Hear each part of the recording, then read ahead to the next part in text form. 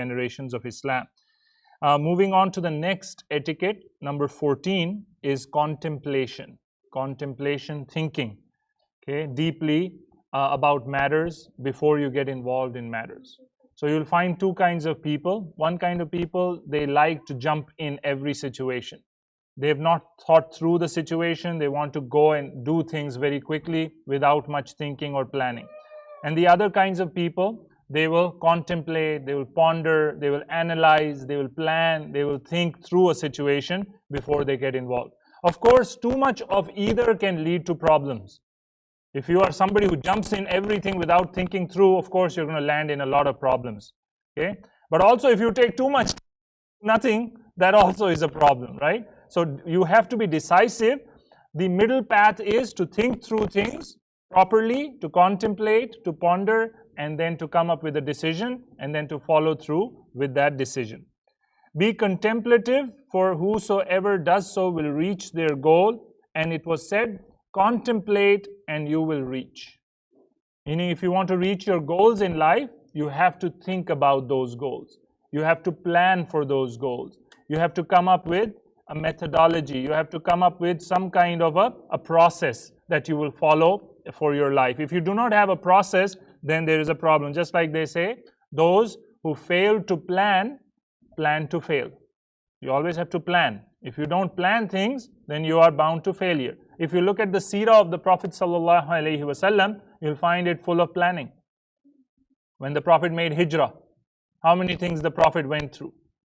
The Prophet waited for 3 months before he actually made hijrah. He made his niyyah in Muharram, and he actually made his hijrah in Rabiul Awwal. So almost 2 to 3 months he waited. Abu Bakr radiallahu anhu, who was ready for the hijrah with the Prophet, he made ready the camels for the journey. So he fed them, he made them fat, he made them strong so that when the time comes, they are ready. The Prophet hired a guide, Abdullah ibn Urayqit, who was a non-Muslim, to take them through the path which was unknown. Because he wanted to hide from the Quraysh, so he took a path for hijrah which was unknown. And he hired a guide for that. That's part of his planning. Instead of going north, he went south. He stayed in Ghar Thawr for 3 days. Okay? When everyone was sleeping, when everyone is taking the midday nap, that's when the Prophet chose to leave the town. So the Prophet planned. Same thing for the battles that the Prophet fought. You'll find extensive planning. Dividing the battalions, giving the flags to certain Sahaba, about their strengths, early, securing the water, all those things the Prophet used to do. That, like many people think in Islam, you can just kind of rely on Allah subhanahu wa ta'ala and make dhikr and dua, and that's it. No, you have to go through extensive contemplation to succeed. Therefore, think ahead when you speak. What am I going to say? What will be the results of what I am going to say? Also be careful of how you phrase what you're saying and convey what you want to say without going to any extremes or fanciness. So when words come out of your mouth, they should be calculated. They should be weighed. If you are a serious student of knowledge, you're not just going to let your emotions or desires or your tongue take over. Whatever comes to your mind, you blurt it out. No. As Muslims, we think through what we're saying. Am I saying something good? Do I need to say it? Maybe I don't even need to say it. It's better to remain quiet. That's why the Prophet said either say something good or remain quiet. So those are the two modes we operate. But in order to say something good, you need to analyze. Is it good? Is it going to bring any benefit? Is it going to bring harm? Am I wording it properly? It will be taken in the wrong way by the people. Okay? In my particular case, as a imam and as a khatib and as a teacher, many times I have learned the wrong way, in a hard way. I meant something, but my words were taken in a different context. And then I'm later on like, maybe I should have used different words. Maybe I should have said it like this. Maybe I should have said, the whole week when I'm preparing for Jummah khutbah, I'm thinking. Even though I have the topic in mind, but I'm thinking, should I say it like this? Should I say it like this hadith? Is it better? Is this Quranic verse more conducive? Because it's a big responsibility. And even after that extensive planning and calculation, you'll make mistakes. And you move on. Allah said, وَقُولُوا لِلنَّاسِ husna.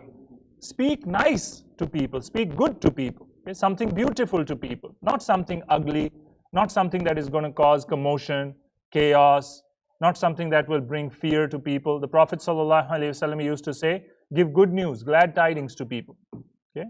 Make Islam easy upon people, don't make Islam hard upon people, and so on. So as a Muslim and as a student of knowledge, one needs to calculate what they say. Carefully consider what words to use when you're thinking about how you're going to say whatever you intend to say. Also, think carefully when you are asked a question. Do you understand the question in its correct context in a way so as not to carry double meanings? So that's part of the student of knowledge, and eventually if one becomes a scholar, if one becomes, a da'i, then a lot of questions will come your way. People will ask you questions. You need to understand what that question really is. Before you jump to give the answer, first listen. Listening is part of the process. If you're not a good listener, you're not going to be a good student of knowledge. You're not going to be a good da'i, you're not going to be a good counselor, imam, whatever. Okay? You're not going to be a good parent. Your kids are going to bring up questions from time to time. You need to listen to those questions. You need to contemplate on those questions. Because sometimes the question might have been asked in one context, and you might have understood it in a different context. That's why clarification is needed. That's why contemplation is needed. So etiquette number 14 is what? Contemplation. Thinking before you speak. Weighing your words. Okay? Umar ibn Khattab used to say, weigh your deeds and your words before they will be weighed. So we have to look into our deeds and words. Number 15, firmness and confirmation. Adorn yourself with firmness and confirmation, and especially in calamities and serious situations, and from them is patience and firmness upon acquiring and passing long hours in seeking knowledge from the scholars, for whosoever is firm will grow. Another way of saying this is consistency. What did the Prophet say? What are the most beloved deeds to Allah? The deeds that are done consistently. Okay? So what happens with many of us is we listen to a khutbah, or we read the Quran, or we have a friend or somebody and they inspire us. We become more religious, right? And we want to pray 100 rakah every night. I've met those people, who get really charged up. I'm going to pray 100 rakah every night, right? And they will, start giving up by the 50th rakah. And then the next day, okay, let's bring it down to 20 rakah. And then the following day, even 2 rakahs are hard. So that is not Islam. That is not the etiquettes of a proper da'i or a proper abid of Allah or a proper, seeker of knowledge. If you want to be a good seeker of knowledge, then you have to be consistent. Okay? So for example, these halaqas we have. How many people consistently come to the halaqah? You'll find people on and off. Somebody will come once a year, somebody will come 6 months. Then amongst them, there are people who are consistently coming. And it is those people who will actually benefit from the halaqah, because there is a continuity from the previous halaqah to the next halaqah. Same thing for Arabic classes. I teach a lot of Arabic classes. A lot of students join, and then they start giving up, dropping. And then like, next time I'm going to join another Arabic class. And then next time I'm going to do this. And some people will tell me, oh, I joined the Huda courses, like mashallah. And then 6 months later, I meet the same brother. Oh, I joined this Arabic course in this new masjid. Al-Maghrib course from this. They keep changing courses all their life. They never learn Arabic because there's no consistency. In order to do anything, you have to go till the end. You cannot give up midway. If you are somebody who keeps giving up midway, that's your attitude will always be, I'm going to do it later, and that later will never ever come. So it's important that whatever you do as good deeds, you are consistent with them. Just pray 2 rakah every night. Don't have to pray like hundreds of rakah. Just 2 rakah. Get used to it. Okay? If you are somebody struggling with the salah, then do the faraid first, the fard part of each prayer. If it's so very hard for you to do the sunnah and the nawafil and all of it, just do the fard. Get used to the fard every day. Do it for 6 months, do it for a year. Now you're good with the fard, now move on to the sunnah. Maybe next year add the 2 sunnah before fajr, or the 2 sunnah after maghrib, or the witr prayer, which will be the next most important prayer after the fard. So this is how you grow. You don't grow by sporadically jumping to doing a lot of good deeds and then giving up. That's what happens with many people in Ramadan, right? In Ramadan, we all get supercharged. We want to finish a lot of Qur'ans. We want to do a lot of adhkar, du'as. We're all coming to the masjid. As soon as Ramadan is over, you find what?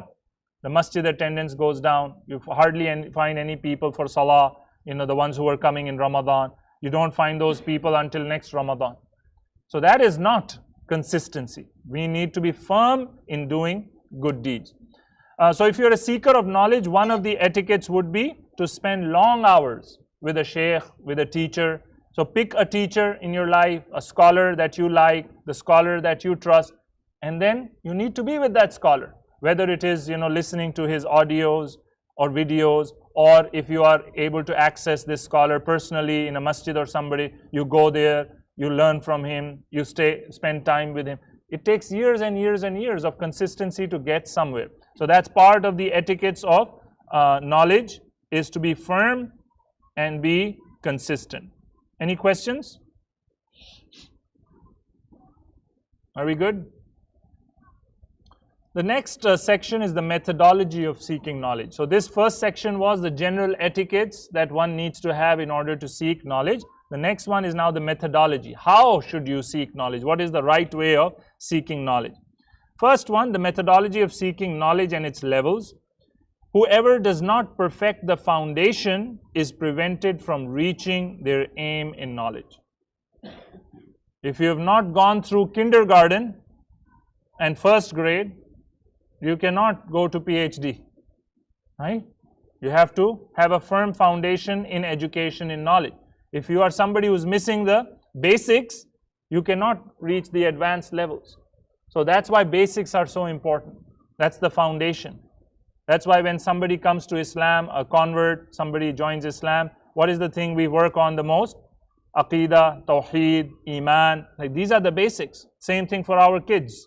For our children, we teach them this is the most important thing. Your relationship with Allah, your belief in the prophets, your belief in Qadr, your belief in the books of Allah, and so on, the Day of Judgment. That's the basics. If your basics are weak, then you cannot have a foundation of Islam on top of that. Remember, the pillars are going to come later. What comes first? The foundation. Without foundation, what are you going to do with the pillars? You are coming to Salah, but your foundation of Iman is not there. Your love for Allah is not there. That Salah is not going to help you. You're praying and you're fasting. You're fasting in month of Ramadan. You're going for Hajj, but you don't even believe in the Qadr of Allah properly. You believe it's all happening randomly, or it's because of me. I control everything in my destiny. And now you're going for Hajj with that Aqidah. So what is that Hajj going to do for you? So basics are important. That's why the foundation is the key. Whoever wants to attain knowledge in one go will lose it in one go. These are all statements of great scholars in the past, ulama. So one of the statements is, whoever wants to gain knowledge in one go is also going to lose it in one go. Meaning, if you're not consistently, slowly building knowledge, you want to grab everything in the first day, in the first month, in the first year, then you're also going to lose it very quickly. The quicker it comes, the quicker it goes.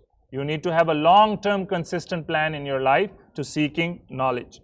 It was also said, overcrowding the knowledge in the ear misguides one's understanding. Too much information. Some people, they get overloaded with Islamic information. So they go to this scholar, this YouTube video, that khutbah, this khatib, that imam. They're trying to go everywhere and grab all this information. And what that can do is, that can cause misguidance. Because it's overcrowding of the ear, meaning there's too much information. You don't have time to process that information. You don't have time to think about that information, contemplate that information. You're just putting more and more information. So what is your goal when you seek knowledge? Is the goal to memorize a lot of knowledge and impress people? Because that could be a goal, right? Some people memorize hadiths, quotes of scholars. At the tip of their tongue, they'll be able to say the ayat of the Quran. For them, that might be the goal. But that is not going to be benefit. There's not going to be any sincerity in this, and it's not going to cause any taqwa. Remember, the ultimate goal of seeking knowledge is to increase in taqwa for Allah, God consciousness. And if God consciousness is not increasing and your knowledge is increasing, it's just a burden. It's just like Allah mentioned about Bani Israel. They're like donkeys and you keep putting books on them. Okay? What will happen to the donkey? Is that going to enlighten the donkey's soul? if you keep putting books on its back? No, it's just going to be a burden on the donkey. So let us not be like the donkey who's burdened with so much facts and information and it is having no impact on us. Rather, go slow, learn knowledge properly, basics first, then you go to advanced issues and you build properly on that. Therefore, it is essential to ground yourself in every subject you wish to study by perfecting its basics and perfecting a concise book on every subject with a scholar and not relying upon personal efforts alone. Seeking knowledge should also be taken step by step. So two important points here. If you are serious about knowledge, you need to take it from the shuyukh. Because some people, they do self-knowledge. Self-knowledge is like, I'm going to read that book, I'm going to listen to that YouTube video, okay? Which is not going to organize that knowledge in any way in your head, okay? This is one of the benefits I found when I was able to actually sit with scholars, and teachers. I used to do a lot of self-knowledge before. For many years, I'm listening to this, going to that lecture, that conference here, just going around taking my own notes. When I started my degree in Islamic studies and I went to the proper shuyukh, I found that they were able to now organize my knowledge in the proper way. Okay, this goes here, this goes there. The step number 3 is step after step number 2. Okay? It was all unorganized, disorganized in my head. They put it all together in a way that would make more sense and make it easy. So the best way of seeking Islamic knowledge is not just doing self-study. Self-study is good, it will get you some kind of knowledge. But the best way is to enroll with a scholar, a university, a program that will structure your knowledge and then stay with that university, stay with that scholar until a long time for that to work. Okay? Do you understand this? Self-knowledge versus structured knowledge. Number 2, the second point is step-by-step approach. Step-by-step approach. Okay. I had shared this earlier when I used to go to the prison to teach Jummahs, to do Jummah services in West Virginia. One time I go in the prison and their brothers are waiting. They organize the Jummah place and everything. They're waiting for me to come in and lead. And they're distributing this sheet. So I go in and I grab one of the sheet and it says on the sheet, these are the scholars, Islamic scholars you should not take knowledge from. You should not take knowledge from these scholars. And I'm like interested, okay, what's going on here? Who are these scholars? And there's a list of like 50, 60 scholars on there, and they did not leave any major scholar. There is Imam Bukhari is on it, Imam Shafi'i is on it, Abu Hanifa is on it. Think of any major Islamic scholar, their name will be on it. And I'm like, brothers, what's going on? And when I asked them and did some investigation, I found they had no idea who these scholars were. Because these are converts, new Muslims to Islam. They had just gone to a website somewhere that they were following and they printed it off, this list, do not take from these Islamic scholars. And they started distributing. So this is what happens when you go to advanced things before you even know the basics. These brothers don't even know the basics of Islam. They don't know Tawheed properly. They don't know how to pray properly. Okay? They're still struggling with the very basics and they are now going into advanced fiqh issues and it's like, oh, this scholar is bad. We should not take from him. That scholar is bad. We should not take from him. And now they're going to these random websites which you don't know, you cannot even rely. You don't even know who's behind these websites. And they're printing stuff and doing. So you have to be careful. A lot of times people, they are interested in fiqh issues. Like if today's halaqah is on fiqh, you will find how many people will show up. Whenever I have had fiqh halaqas, a lot of people show up because everyone's interested. Zakah, do I need to give zakah on retirement? Do I need, people have all these fiqh questions they are so interested in. But the problem is the basics are missing. You can have those fiqh questions and you can sort them out, but if your basics are not there, your taqwa is not there, iman is still needed, your relationship with the Prophet, the seerah. A lot of people have never read the seerah of the Prophet ﷺ, and they are going into these fiqh issues. No. You start with the basics, step-by-step approach. As I said, if I gave a first grader a PhD level course, the first grader is not going to get it, right? So that's our problem. We are first graders. Most of us, we are in the kindergarten, first grade level of Islamic knowledge. And we are interested in all these blogs online, debating with other people, right? I've seen those, internet blogs where people are going after each other and each other's scholars and cursing each other and, fighting basically, literally fighting over some fiqh issue. Should we have 20 rakas or 8 rakas? Taraweeh. That is an issue that comes up in a lot of places. Should we start Ramadan with calculation method or citing the moon?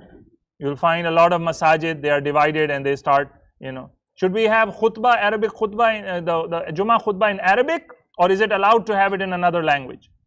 People will divide over these issues. And then they will decide which masjid they want to go and which masjid they don't want to go, and all that division starts happening. This is a problem when you don't know the basics and you get involved in all these scholarly debates and issues. These are scholarly debates. You and I are not going to resolve these scholarly debates by, right? These are well-known issues which the scholars have been debating for centuries.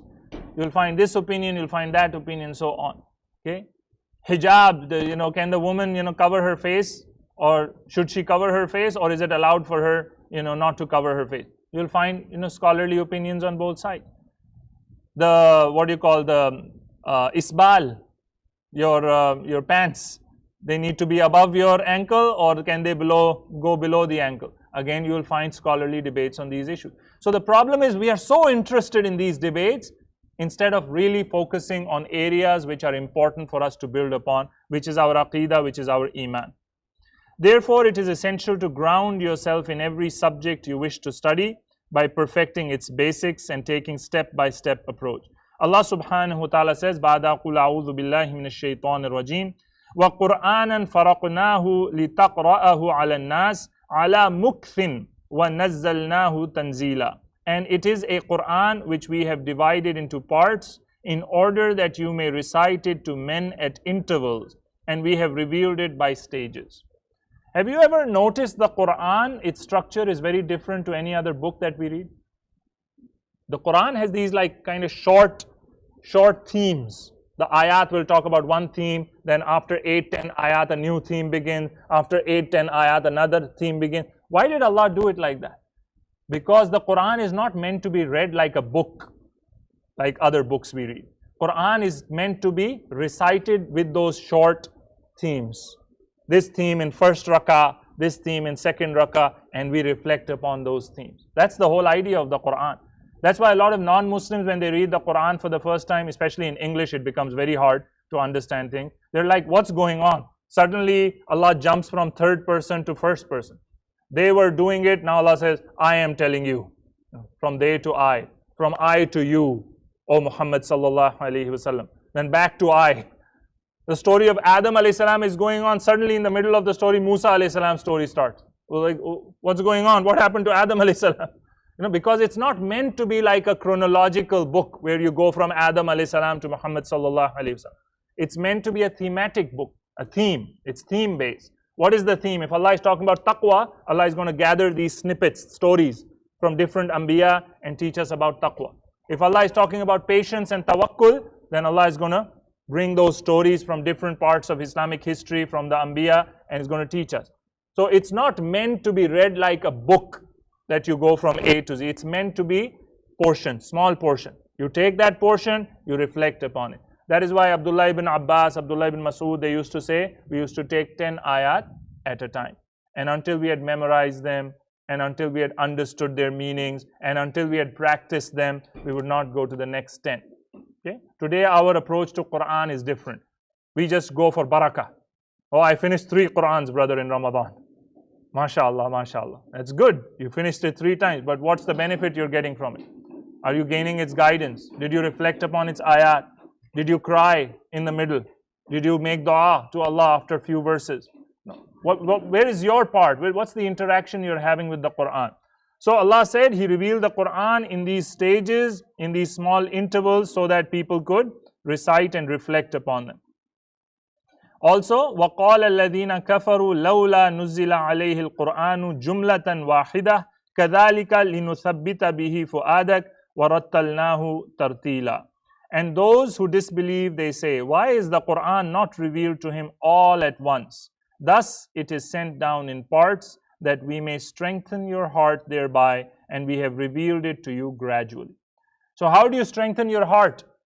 By reciting Quran gradually. Not in a lump sum, like the whole Quran, I want to finish it in this, in this period of time. No, you recite it slowly. You recite it with reflection. Take few ayat at a time. Absorb them, understand them, reflect upon them, and then go to the next set of ayat. Okay?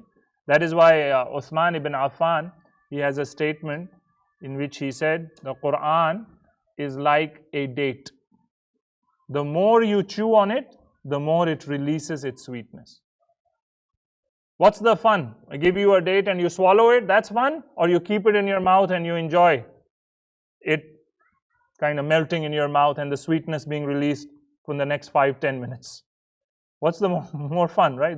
That's how it's supposed to be. If you just take the date and swallow it in, it's no fun. There's nothing, you won't feel any sweetness of it. It's just going to go in your stomach.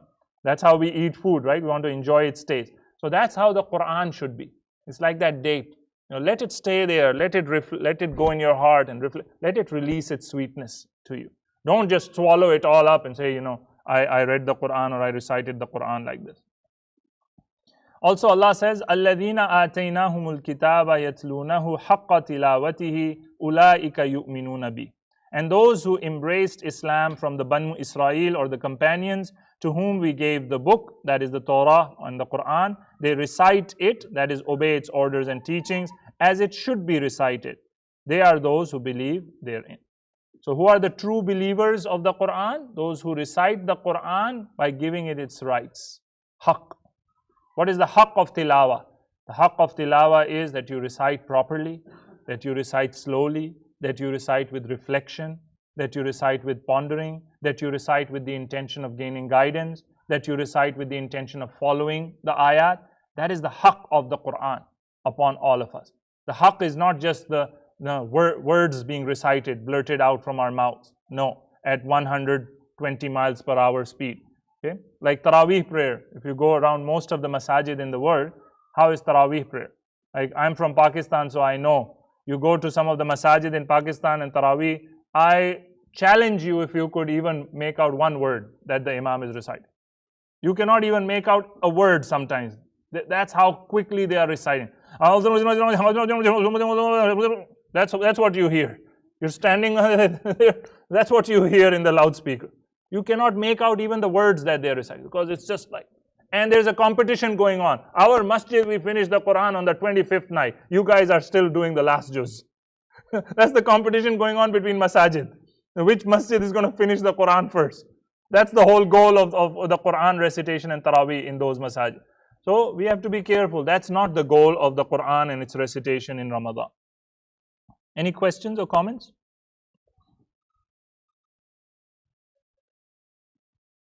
Okay, now there are some recommendations here. First of all, first recommendation, and this is now the classical way. Today things have changed a little bit. First recommendation is that whatever subject you study, you memorize a basic level concise book in that subject. So that's what they used to do in the previous generations. Whenever they studied Islam, let's say you're studying Aqidah, they would expect you to memorize a small booklet on the subject of Aqidah with very basics on Aqidah. If you're learning the fiqh of Salah, then you have to memorize a small book on the fiqh of Salah, the very basics of it. So today we don't do that. Today most people, they jump from one subject to another, and a lot of times the memorization is not there. It is not part of the today people don't take notes. Note taking is a disappearing art, because a lot of times people depend on what? On PowerPoint slides that are available, or they'll record a recorder. Okay, but when you take notes, that's very different. What is happening in your mind is very different than you just like putting a recorder there, or you depending on slides or whatever. Because when you take notes, your mind actually is involved in that process. You're absorbing knowledge in a very different way. And then I've also seen people who do take notes never go back and memorize their notes. They never go back and revise their notes. Okay, so that is, what's the use of taking notes if you're never going to see them again in your life? Just a feel-good factor. I feel very good, I'm taking notes, I'm a very good student. And now you're going to go and put it away in your closet somewhere, you're never going to see those notes again. Okay? So you have to memorize your knowledge. Part of becoming a knowledgeable person is whatever you learn, you try to write it, you try to record it, you try to memorize it, you try to repeat it so that you will remember it over time. This is one of my motivations of teaching. Now, all these classes that I'm teaching, part of my motivation is so that I could repeat the knowledge that I have learned so that I will remember it. Otherwise, if I don't teach it and I don't review it, then what will happen over time? I'm going to forget it. If you don't review knowledge, it's going to leave you. Okay? Reminds me of that scholar who was visiting in the desert and he got robbed. The scholar is going through the desert and the thieves come and they take everything. So they're taking his horse and his money and everything. He's cool. He's fine with that. As soon as they take his books, he had books with him. As soon as they take his books, he starts crying like, please, don't take my books. He's pleading with them, take everything, just leave my books with. And the thief, he said, what kind of a scholar are you? If we take your books away, you don't know anything? You are dependent on your books, meaning you have not transferred any of that knowledge up here. So that day, the scholar, he said, I learned a lesson from those thieves. You can learn from anybody, right? And what's the lesson? Is whatever knowledge that I'm gaining, I need to transfer it here. If I'm not transferring it here, then it's just sitting in a book somewhere. It's useless for me. Because every time I have to go and access it. That's one of the benefits of memorizing Quran. Why should we memorize Quran as much as we can? Is because once you transfer Quran here and here, then you have access to it all the time. You don't have to go especially make wudu, open the mushaf and then find the ayah and so on. No. It's always with you. You can reflect upon it. It comes to you. A lot of times you will find, people who memorize the Quran, a situation happen in their life and suddenly a verse will come to their mind. Because they've memorized it, it's there, now they can connect that verse with their situation. So there's a lot of benefit, but we're talking about memorization with understanding. Not just memorizing the words of the Quran. Because you don't know what they mean, then they're never going to be a source of connection with your life. But you memorize with understanding. What does this verse mean? What are the main words, the vocabulary? What was happening in the Prophet's life? You read some tafsir, you listen to some lecture or whatever. And then you memorize it, you'll find it's a very different experience. Every time you recite it in salah, you'll have a very different experience. But once again, I have seen hufad of the Quran, they memorize the whole Quran. If you ask them, Qul huwallahu ahad, what does it mean? They don't know. I know these people, myself. They memorize whole Quran, but they have no understanding even about Qul huwallahu ahad. What does it mean?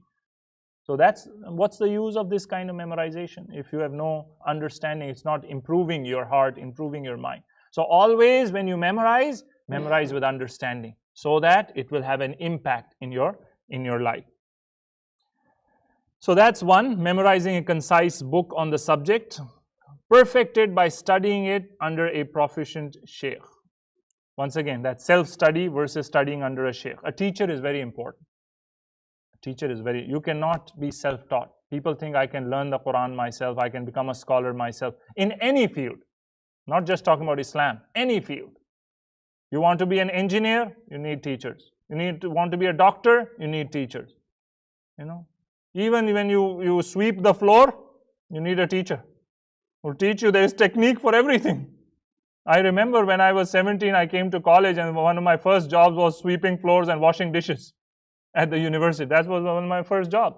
And I started it knowing nothing about it. So I'm just doing sweeping like this. And this guy comes like, let me show you. And then he showed me the circular technique. I'm like, wow, good, that makes my life easier. It's easier to sweep the floor and it does a better job. So you see, even for sweeping floor, you need somebody to teach you. Everything has a teacher. Every subject has a teacher. So always find good teachers. Always find teachers who will help you. Number 3, do not engage yourself with long books and compilations on many different subjects before perfecting the basics and becoming proficient in it.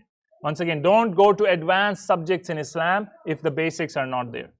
If you're still struggling with aqidah issues, if you're still struggling with salah, and don't go into the halal and haram of a particular case, a fatwa related to, this kind of medication. Is it halal or haram? Alcohol, if it is mixed in something, what percentage of it is okay? And you are confusing yourself. Those are not your areas. Unless, of course, you are going through a situation where you need a fatwa, then you go to a scholar. You don't just make up your own fatwas and so on. But the point is, go through the basics before you go to advanced things. Do not swap from one concise book to another without any necessity, for this is from impatience. This is now similar to the example I gave you. From one Arabic course to the next Arabic course, right? You keep swapping, okay? Because you're impatient. You cannot show patience with the teacher. You cannot show patience with the coursework. You have to go all the way. Once you start something, finish it. Capture the benefits and precepts of knowledge by writing them down. As I said, note-taking is very important. Okay, mashallah, we have young sister here. She's taking notes. And she's telling all of you, the rest of you, where are your notes? What kind of students are you? I am the good student. That's what she's thinking, right? Good. Good work, taking notes. Number 6, mentally prepare yourself to seek knowledge and progress in it. Also be concerned with and zealous in attaining and reaching what is above you until you progress on to the long compilations with ease. Another advice that I have for myself and others, and this is something that I have learned over the years, if you want to be a good student in any subject, don't think like a student. Think like a teacher. It's a mindset difference. Think like a teacher. Imagine after this session, you have to go and teach this session. That's now you'll be really active in class and you'll be taking the best notes and you'll be thinking and asking questions. Okay? Whereas if you think like students, I'm just going to sit here, listen to the lecture, go home, you'll be lazy. Your mind becomes lazy. You'll become sleepy. You'll be like, yeah, whatever I get, maybe I get 10%, 15% of it. But if you think like a teacher, I have to teach this now after I'm done, then you will be the best student in class. So it's a mindset change that we need to make. Think like teachers, do not think like students. It was the opinion of Ibn al-Arabi al-Maliki that the seeker should not mix between two subjects when the person is studying, and that priority should be given to learning Arabic, mathematics, then going on to the Quran. But Ibn Khaldun, another scholar, he said that then the present day customs did not encourage this method, and that the first priority should be given to studying the Quran and memorizing it, because as long as the child remains in the lap, he's easily controlled, but once he passes the ages of adolescence, it becomes difficult to force him to do things. So he's basically talking about where should children begin their education. Should they begin with the worldly education first and then come to the Quran? Or should they study the Quran first and then go to the worldly education? Of course, you can do both in parallel too. But a lot of scholars, they were against these many subjects. They were like, this is not good for the child's brain to have all these different subjects taught to the child at a young age. You should focus on one thing and then move to a different subject. So, of course, a lot of scholars were believers that the Quran should be the first one taught, because children are young and at that age they will listen to parents. You can control certain things. But once they become older, they're in their teenage years and you tell them to do things, it might be hard. So this is something that we need to be aware. As for studying two subjects or more simultaneously, then this differs from one seeker to another depending upon their capacity and understanding and their enthusiasm. Some people are very good at multitasking. They can have 2, 3, 4, 5 different subjects and they'll do well. Some people, you give them that, they'll start messing up. They need to go from one subject, finish it, then go to the next subject, finish it, and so on. So that depends on the person as well. There were among the people of knowledge those who taught the Hanbali fiqh from certain books for the beginners. And once those students became little older, then they would go to other books which were medium level books in fiqh. And then once they became good at that or proficient in that, then they would go to advanced level books in fiqh, and then they would allow that to happen. They would not permit the seekers in the first level to sit in the lessons of the seekers in the second level, and so on, as to eliminate any confusion. The whole point, again, once again, going from step by step, going from one step to another, starting with the beginners, then going to medium, intermediate, and then going to advanced subjects.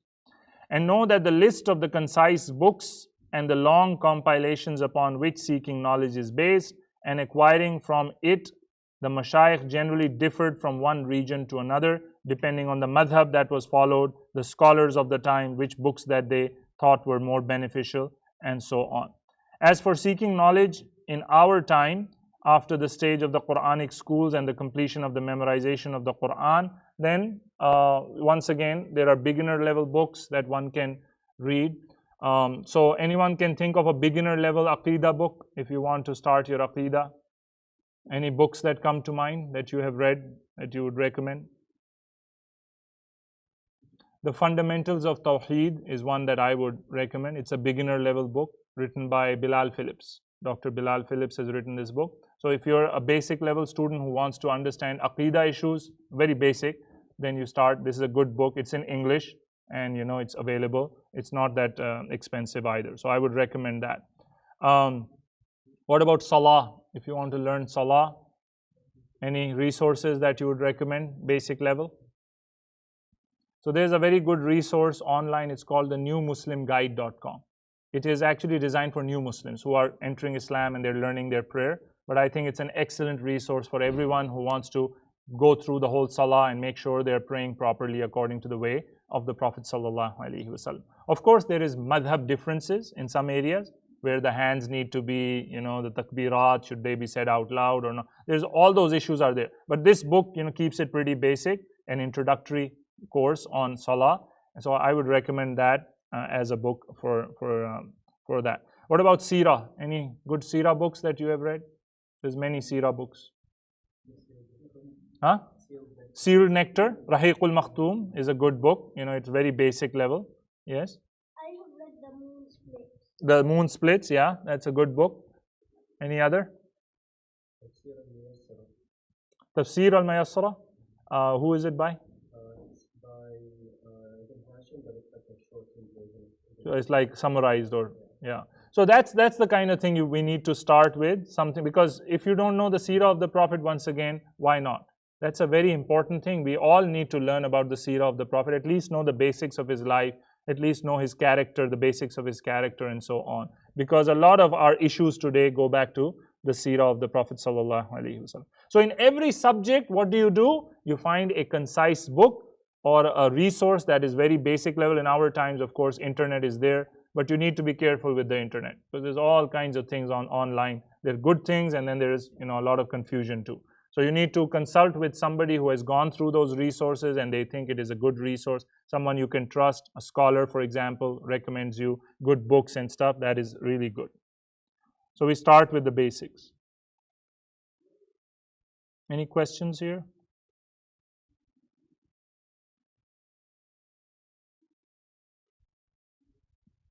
So in this manner and time, one would be engaged in seeking knowledge within the gatherings of knowledge.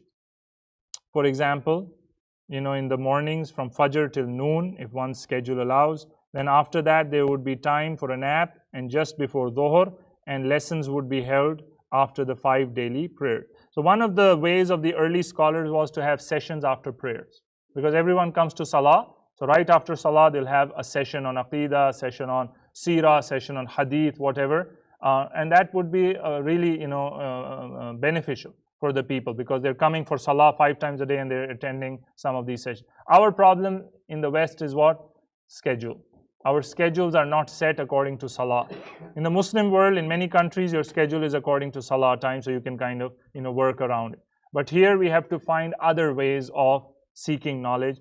And one of the ways could be attending halaqas at the masjid, for example, like you're doing right now. Another way would be online, finding good scholars online and following them, and following their videos, their audios, listening to them regularly. Books, you can read books at home, beneficial books once again. Having a halaqa at home. If you have roommates or family members, you can have a halaqa, weekly halaqa at home, where you can just read a book together. You don't have to be a scholar. You're just reading a book and reflecting with your family, as to what the scholar is saying. And tafsir of the Quran, for example, is a good idea. Get a good tafsir. What are some of the good tafasir that we can benefit from in our times? Any favorites here? Somebody has a favorite tafsir? How long is it? It's like a short, it's a very basic tafsir. Okay. It's not like long like Ibn Kathir is very long. Yeah. This is like very short. Okay. Explain the verse by verse. What is the name again?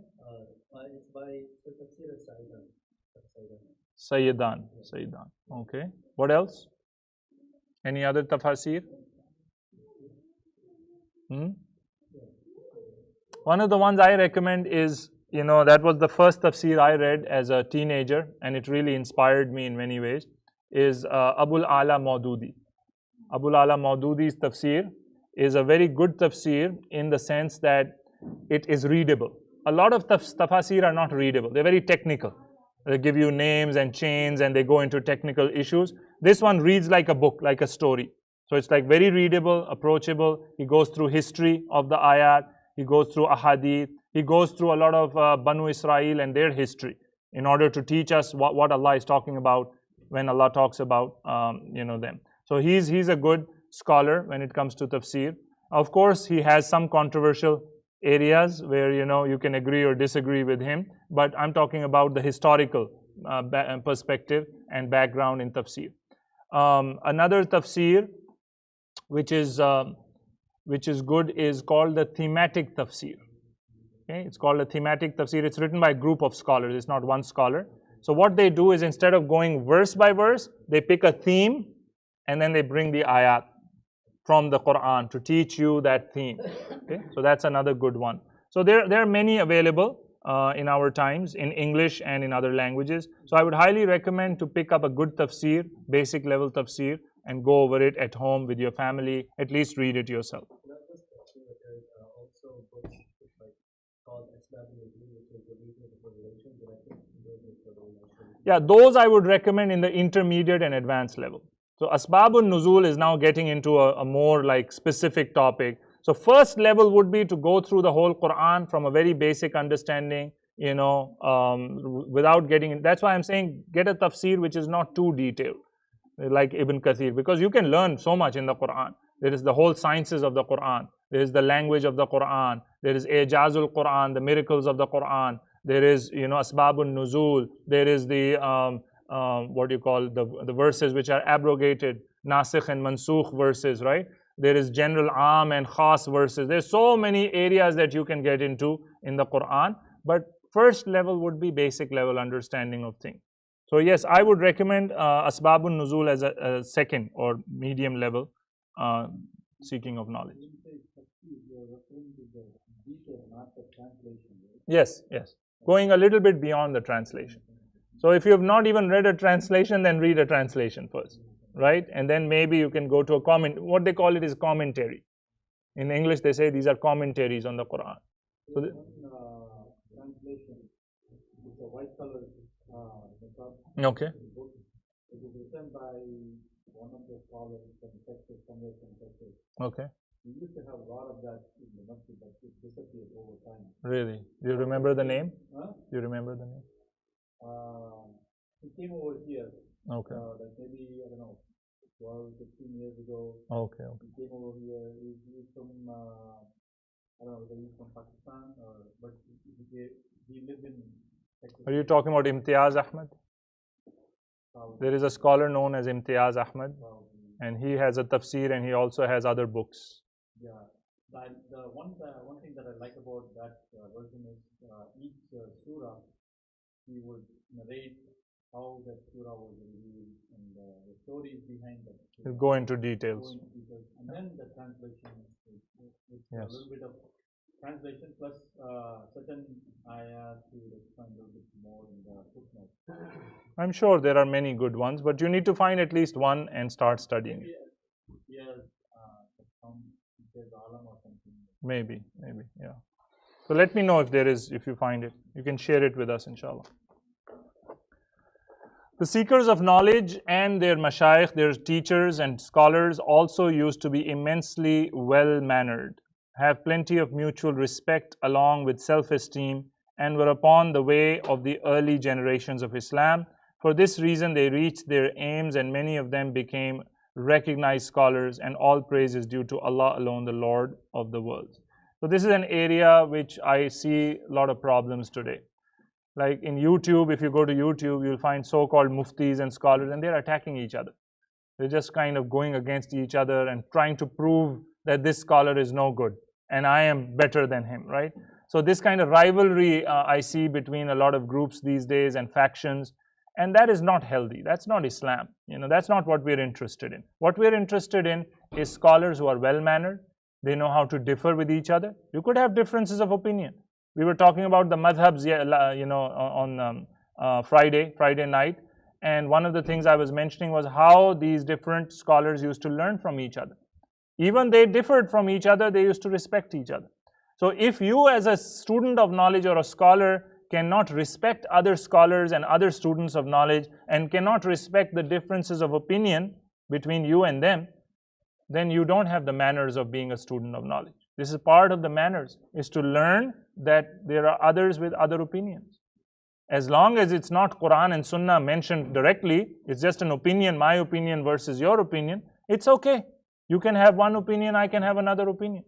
For example, a case, the meat that we eat in the West. It's an area of difference of opinion between scholars. Some scholars say you can only eat dhabiha. Okay? The rest is all not allowed. It's haram. Other scholars say no, as long as it is from the halal animals, you say Bismillah, this is the land of the Jews and the Christians, and Allah has allowed us to eat from them. So they say they allowed the eating of that meat.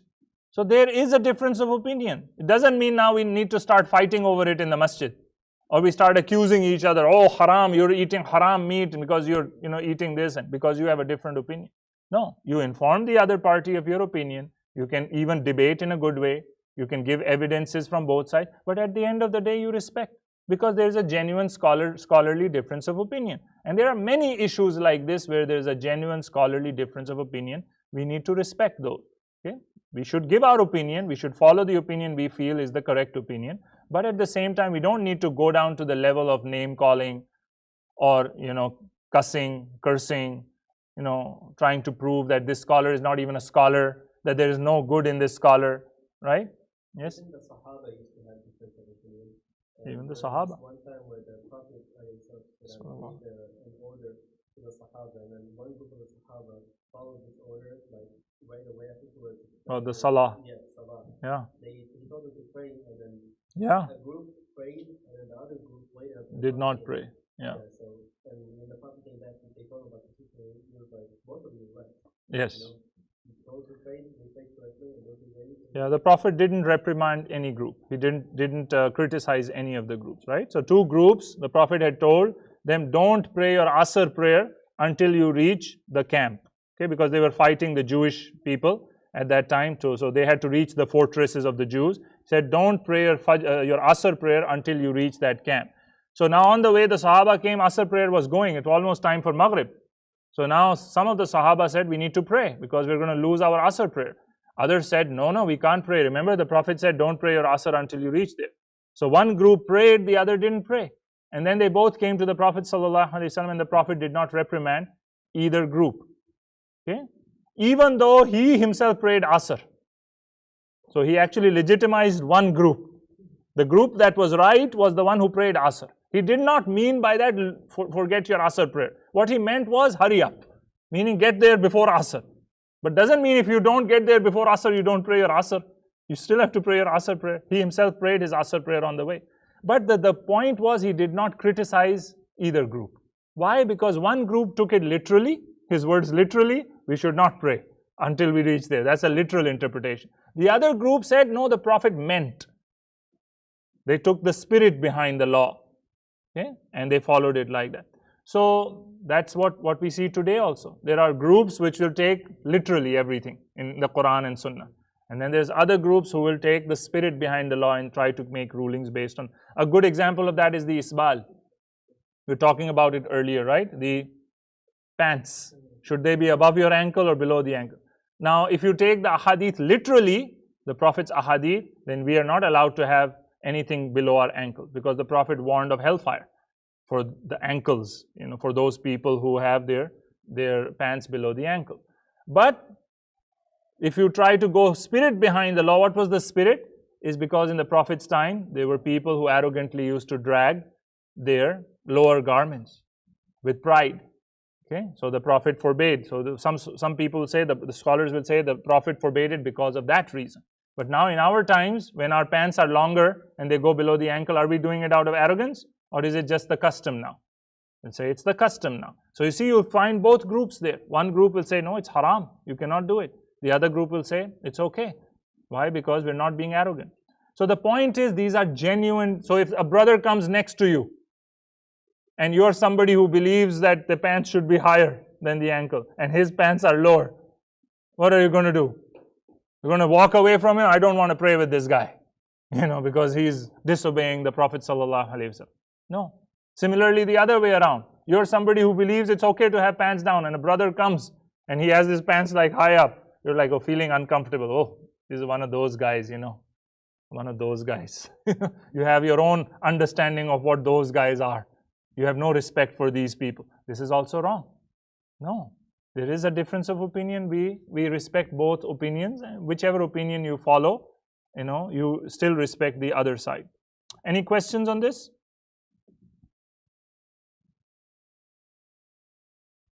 Okay, we're going to end soon, inshallah. So it is not time to call for the return to the traditional methods of seeking knowledge by studying and memorizing concise, reliable books, and not just relying upon understanding alone or upon studying pre-prepared pamphlets. It is these two things that cause the seekers of knowledge to become lost and neither memorize nor understand the knowledge. So basically, it is time that we return to some of those traditional methods. Of course, we can use technology. Note taking doesn't have to be with a pen and a paper anymore. Note taking can be on a tablet. Note taking can be on a monitor, you speaking and it's taking notes. Whatever way that is the technology that you have, but still note taking is important. The computer is not the one supposed to become a scholar. You are the one supposed to become a student of knowledge. So if the computer is recording it, it still needs to come to you. Still, you're the human being who's trying to learn that. The other thing is to understand.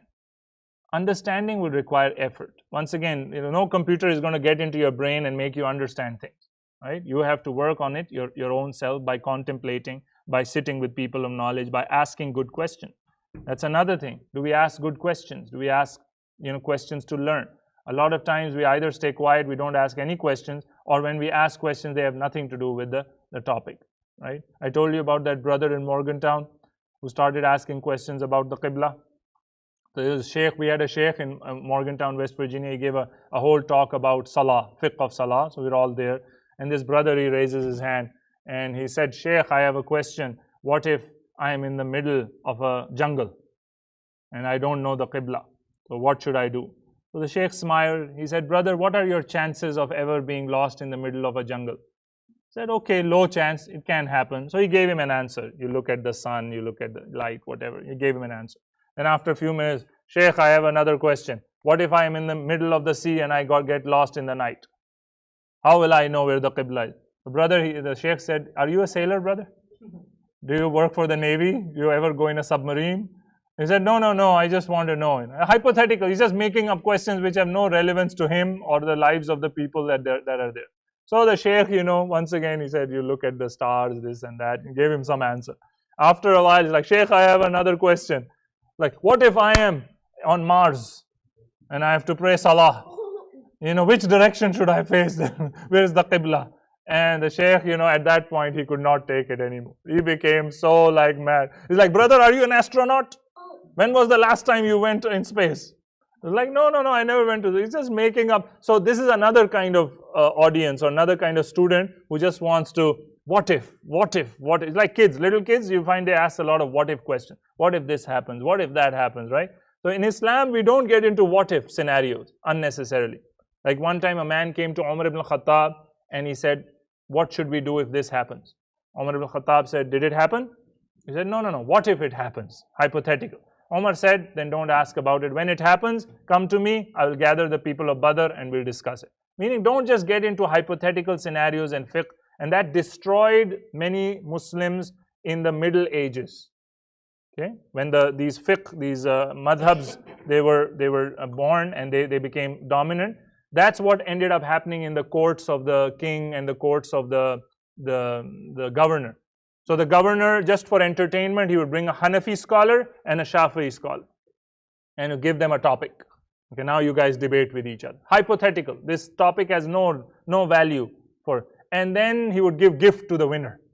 He would take his gold or whatever, throw it at the winner, and then the winning side goes home with cheering for Hanafis or Shafi'is, and the losing side, like they're booing the losing side. And so it became like a personal competition.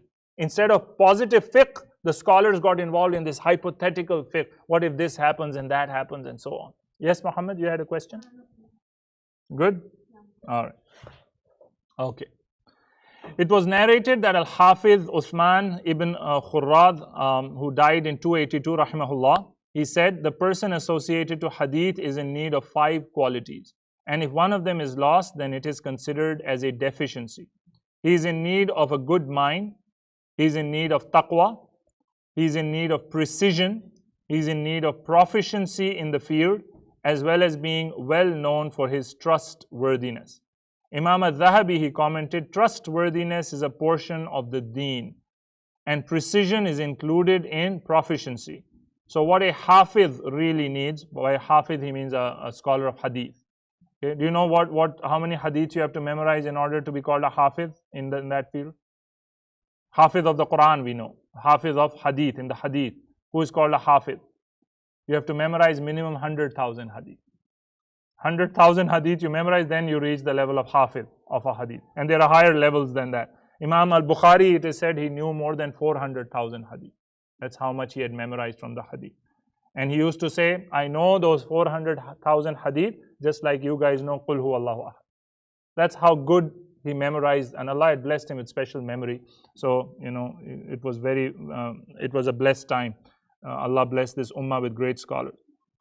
So he said, and what a hafiz needs is to be fearful of Allah, intelligent, grammatical, a linguist, a righteous, modest person, followers of the early generations, and it is sufficient enough for him to write 200 volumes and to gather 500 reliable compilations or books, and not to become fatigued by seeking knowledge till death, with sincerity and humility, otherwise let him not trouble himself. So these are very high standards the early scholars had for seekers of knowledge. If you are a true scholar and you want to become a scholar, or you want to become a seeker of knowledge, then you should never be fed up or bored with seeking more knowledge. Even if you have 200 books that you have memorized, you should still be looking for more books to memorize. You should still be looking for more knowledge to acquire. And trustworthiness is part of the scholar's or the seeker of knowledge's character. Trustworthiness means that sometimes people will come and share information with you as a scholar, as a seeker of knowledge, okay, because they want your advice. So you have to keep that as a secret. If you're going to be sharing personal information with other people, then you're not fit to be a scholar, you're not fit to be a student of knowledge. Okay? This is what we call this today confidentiality. Right? When you go to the doctor has to be confidential. When you go to a counselor, they cannot release your information to other people. In Islam, we've had confidentiality as part of the process of scholarship from very beginning. So are you a trustworthy person? Can I share my secrets with you and you'll keep them to yourself? Or are you going to spread them to other people and, backbite on me and gossip about me behind my back? Okay, so any questions on today's session? Today we looked at a couple of qualities for a seeker of knowledge: firmness, consistency, okay? But we also looked at the methodology of what should be the method of the seeker of knowledge, and what is the basic idea that you should start from the beginning, start from the basics. You should really understand the basics by maybe memorizing, even if you have to, memorizing certain basic facts in that area before you go to higher level. That you take step-by-step approach. Okay? Don't jump to higher level topics before you have mastered the basics of the topic. That the Quran needs to be read in small portions with reflection. That is the correct way of reading the Quran and reciting it and memorizing it with meaning, so that you could contemplate on its verses. Any questions at the end before we stop and go to the quiz? I found that Yes. the white color available in Amazon. What is the name? It's the title Al-Quran by Muhammad Faruqi Azam Malik. Okay, that's different. I don't know about it. From the Institute of Islamic Knowledge System. Okay, can you share it maybe in the group with us, weekly halaqas or something, so that people can benefit from that? All right, ready for the quiz? Let's see who was paying attention and who was not.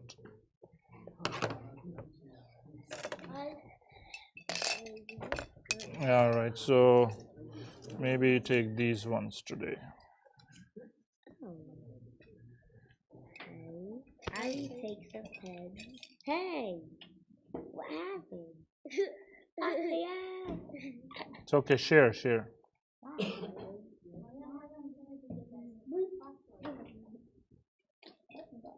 Oh, careful with the camera.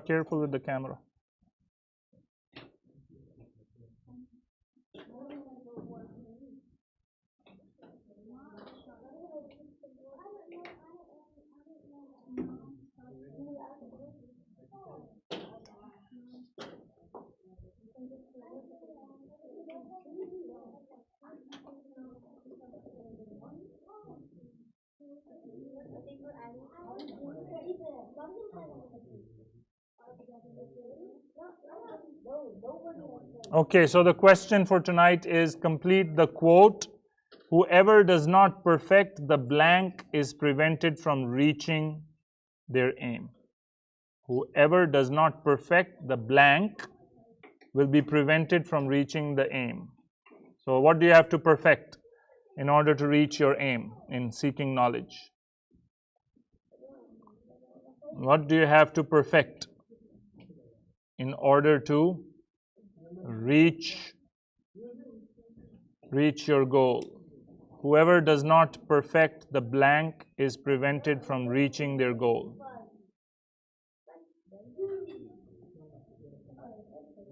Write your name on one side and the answer on one side.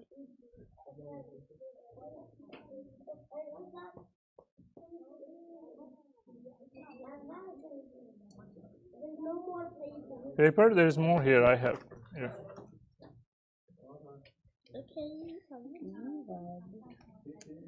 Extra? Okay, you can give it to one of the kids. They can bring it. What's the question again? Question is fill in the blanks. Whoever does not perfect the blank is prevented from reaching their goal. What do you have to perfect to reach your goal?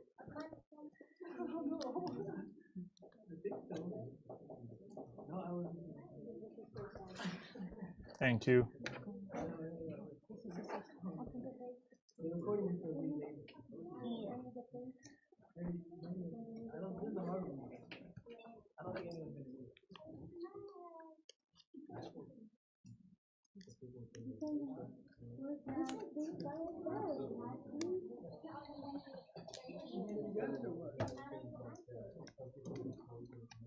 I don't think we got it.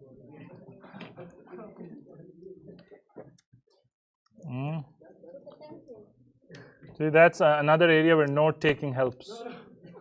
You can win the quiz if you're taking notes.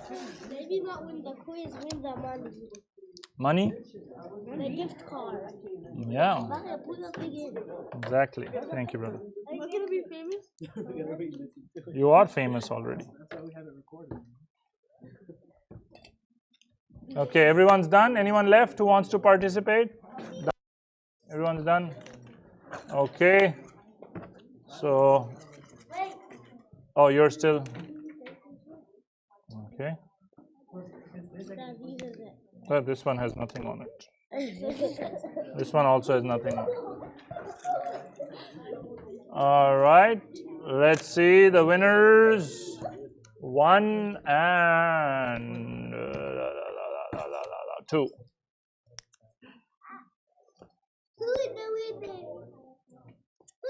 I forgot to write my name on mine. I can tell you. Okay, if it's blank, then I'll come to you. Well, first winner is a blank person who wrote nothing. So I'm going to pick one more. He was the one who gave a black